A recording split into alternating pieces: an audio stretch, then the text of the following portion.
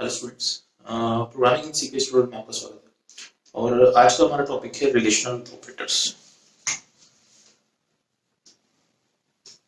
सो relational operators students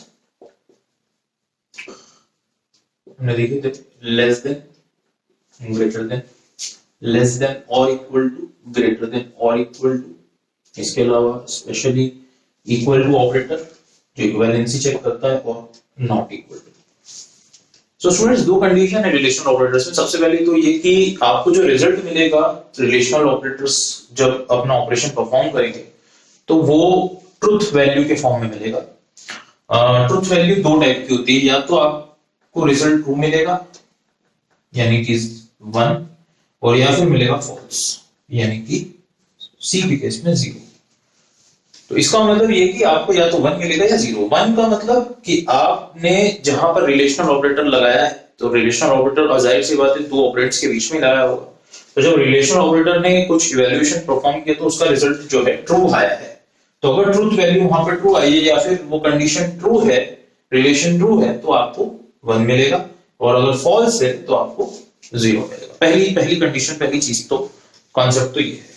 दूसरा concept ये है कि जिस ऑपरेंड्स पे आप रिलेशनल ऑपरेटर लगा रहे हैं, यानी कि आपने इस तरीके से रिलेशनल ऑपरेटर को लगाया हुआ, ऑपरेंड 1, रिलेशनल ऑपरेटर और ऑपरेंड 2, यानी कि यहां पर हो सकता है वैल्यू हो या फिर यहां पे हो सकता है कोई वेरिएबल हो, कुछ भी हो। ये दोनों जो ऑपरेंड्स हैं ये कंपैटिबल होने चाहिए। कंपैटिबल होने का मतलब सेम टाइप के होने चाहिए। फिलहाल के लिए तो आप इतना समझ सकते हैं।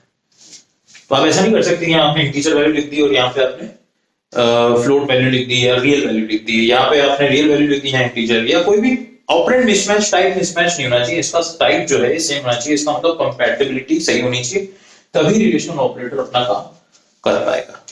ठीक है स्टूडेंट्स, तो यहाँ पर ये चीज आपको समझ में आ गई। तो एक करके काम देखते हैं इसका।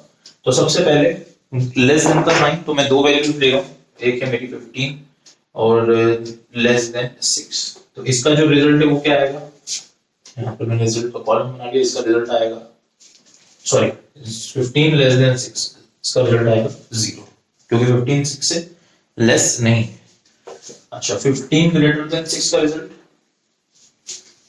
1, ठीक है। 15 ग्रेटर देन, अगर मैंने लिखा 15 ग्रेटर देन और इक्वल टू 6, तो इसका रिजल्ट भी स्टूडेंट क्या आएगा 1। अगर मैंने लिखा 6 लेस देन और इक्वल टू 15, तो इसका भी रिजल्ट स्टूडेंट्स 1 आएगा, राइट। सो 15 लेस देन और इक्वल्स टू 6 0, ठीक है स्टूडेंट्स। तो greater than equal to, less than equals to, ये आपको समझ में आ गया है, राइट। नॉट इक्वल टू देख लेते हैं और इक्वल टू देख लेते हैं। सो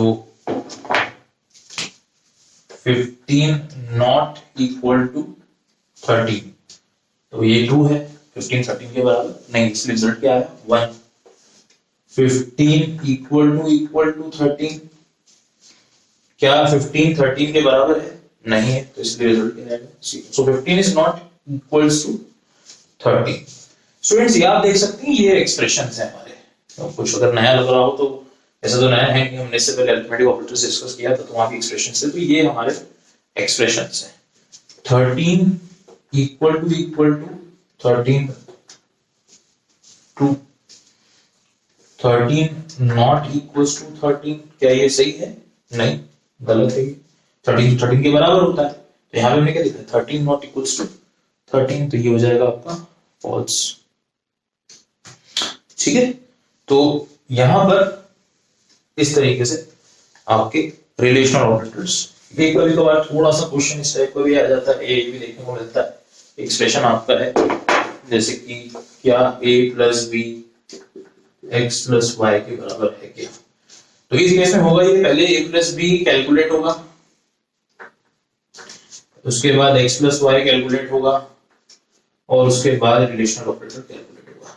तो यानी कि फर्स्ट कैलकुलेशन ये परफॉर्म होगा, सेकंड ये परफॉर्म होगा, थर्ड ये परफॉर्म होगा। ऐसा इसलिए क्योंकि प्लस की प्रायोरिटी यहाँ पर ज्यादा है as compared to equal to तो प्रायोरिटी की बात मैंने अभी नहीं की है, मैं प्रेसिडेंस और एसोसिएटिविटी की बात अभी नहीं कर रहा हूँ। मैं उसके लिए स्पेशली जब ऑपरेटर्स फिनिश हो जाएगा तो फिर डेटा टाइप्स के बाद या ऑपरेटर्स के बाद ही मैं प्रेसिडेंस और एसोसिएटिविटी को लेकर आ सकता हूँ। तो अभी सिर्फ मैं एक बता रहा हूँ कि कॉम्प्लेक्सिटी आप देख सकते हैं कि ऐसा नहीं है कि सिर्फ लेफ्ट साइड या राइट साइड में सिर्फ वैल्यू ही मिले, ऐसा भी हो सकता है कि ऐसा एक्सप्रेशन दिया है जिसमें कैलकुलेशन पहले हो, राइट। तो इससे क्या होगा कि पहले आपका ये सॉल्व होगा, फिर ये सॉल्व होगा, फिर दोनों की जो वैल्यूज आएंगी अगर कंपैटिबल होती हैं तो फिर आप जो है रिलेशनल ऑपरेटर अपना काम करेगा, राइट स्टूडेंट्स। तो ये हमारा रिलेशनल ऑपरेटर्स था, बहुत ही सिंपल, बहुत ही इजी।